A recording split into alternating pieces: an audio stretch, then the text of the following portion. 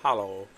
आज हम बात करेंगे फेस वॉश पे, क्योंकि काफ़ी लोगों के क्वेश्चन होते हैं जी, फेस वॉश कोई बताऊं कोई ब्रांड का जो आप लोगों को बेनिफिट करे।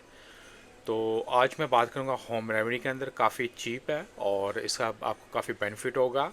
लाइक आपके फर्स्ट ऑल जितनी भी डेड स्किन होगी वो साफ़ होगी, आपके पोर्स को मिनिमाइज़ करेगा, जितने भी डस्ट ब्लैक डस्ट स्टक होती है आपके पोर्स के अंदर वो सब साफ़ होगा और आपकी स्किन को लाइक कोरियन ग्लास स्किन लगेगा। और साथ आपकी स्किन डिटॉक्स भी होगी।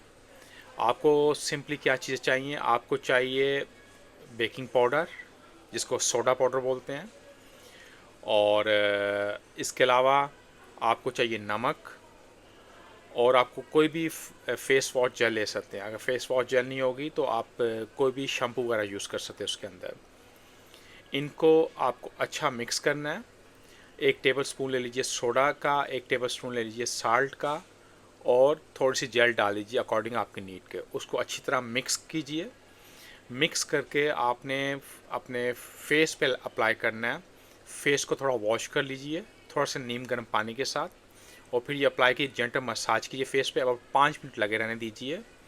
उसके बाद आपने जो कॉटन बन डिस्क होती है उससे आपने साफ़ करना है। और आप इसको यूं, इसके लगाने के बाद खुद ही देख लेंगे फेस आपका कैसा आपको फ्रेश और अच्छा दिखेगा। और इसको आप अप्लाई कर सकते हैं एवरीडे, और इतना महंगा भी नहीं, बहुत सस्ता है, और आपको इस पे कोई इतना काम भी नहीं करने की ज़रूरत। उन लोगों को काफ़ी अच्छा जिनको आँखने पिंपल्स के प्रॉब्लम है, जिनको स्कार हैं, और जिनकी वैसे ही फेस मुरझाया दिखता है। और अपने आप को हाइड्रेट रखा करें और रात को स्लीप प्रॉपर करें। Stay blessed. Thank you.